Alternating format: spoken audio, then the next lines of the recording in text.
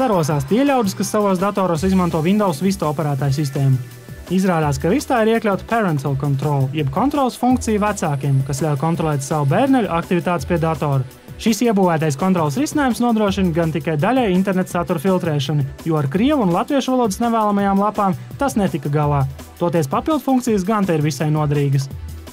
Protams, tur ir vēl dažādas papildu funkcijas, kā laika kontrole, kas nozīmē to, ka vecāki var kontrolēt to laiku, kad bērns strādā ar datoru.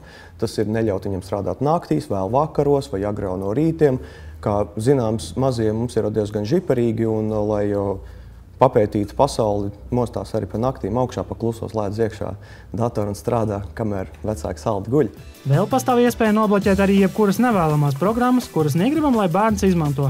Bet iespējams vieglāk ir rīkoties pavisam no otra gala, norādīt tikai tās programmas, kuras gribam atļaut lietot. Bet nu dodamies tālāk jau pie kārtīgām zināmām interneta satura filtrēšanas aplikācijām. Pasaulē to ir vairāki 10, bet mēs aplūkojam nepilnu 10 un piedāvājam iepazīties ar pāris labākajām. Lūk, pirmais trio. Cyberpatrol, NetNanny un SafeEyes. Šīs trīs programmas tika visbiežāk minētas dažādos ārzemju IT portālos kā top interneta satura filtra programmas. Tās ir programmatūra, kas visvairāk ir apaudzēta ar dažādām papildu funkcijām, dažādām programmu bloķēšanas, laika kontroles, ar ļoti smalku iespēju izveidot dažādas atskaites, cik lapas aplūkots, kādas lapas aplūkots, cik ir bloķētas, cik ir lapas aplūkots, kas ir potenciālajā riska grupā un tā tālāk. Šie trīs programmatūras produkti ir vieni no pasaulē populārākajiem internetu filtriem. Šīs aplikācijas ir par maksu, un to cenas vārstās no 15 līdz 30 latiem. Bet tā kā daudziem cilvēkiem mājās ir vairāk nekā viens dators, tad dažas no šīm programmām pēc viena pirkuma var legāli instalēt pat uz 3 datoriem.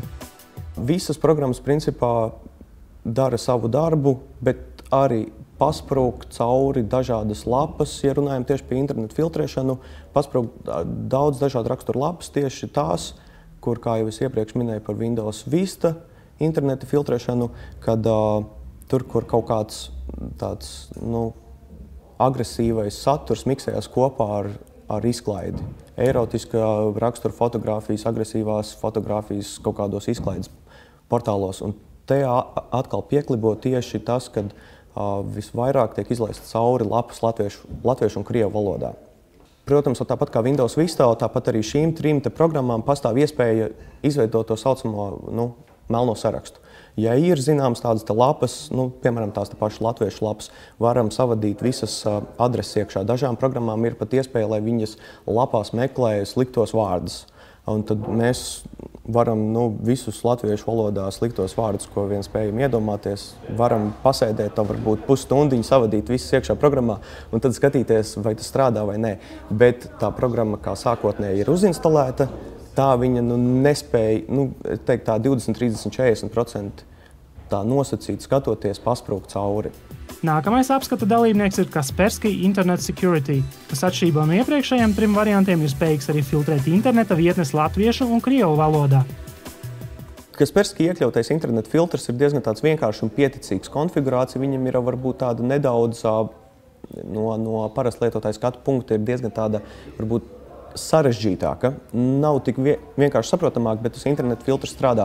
Viņš tiešām ļoti labi tika galā ar dažādām latviešu un krievu valodas lapām, tā skaitā visiem šiem izklaides portāliem, kas satur arī tādu diezgan negatīvu informāciju, bet Kasperskijam paspruka atkal savukārt dažas kaut kādas angļu valodas interneta lapas ārā, kas varbūt no pirmā acu uzmetiena izskatās kā tādi neļaundabīgi blogi, bet kuriem apakšā ir kaut kas tāds, kas mazbērnu acīm nav jāredz.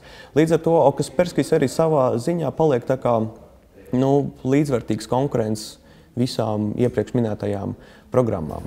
Arī Kaspersky Internet Security ir maksas produkts, bet tā kā pamatā šī patiesībā ir antivīrusu programmatūra, tad par tiem aptuveni 20-30 latiem šis pat ir visai izdevīgs pirkums.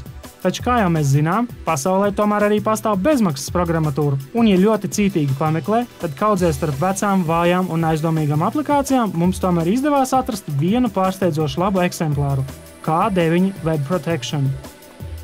Kas mums tiešām nenormāli pārsteidz, ka tieši bezmaksas programmatūra spēja būt pati efektīvākā un pati labākā savā darbā, jo viņi no visām mūsu testā iekļautajām tām slikto lapu sarakstiem izlaida tikai dažus, kas principā tie bija daži portāli, kas vairāk saistīti ar tādu tā kā mākslu, un šajos mākslas portālos ir sastopams arī kailas sievietes.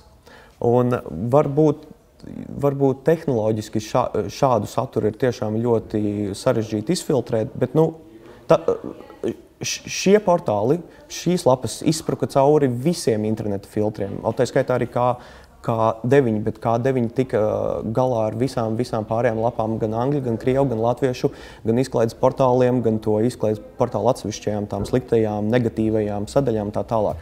K9 gan nepiedāvā laika kontrolas un tam līdzīgas funkcijas. Tomēr, ja ņemam vērā, ka šis lieliskais interneta filtrs ir bez maksas, un ja to apvienojam kopā ar Vista operētāju sistēmās integrētajām kontrolas funkcijām, tad komplekts sanāk labais.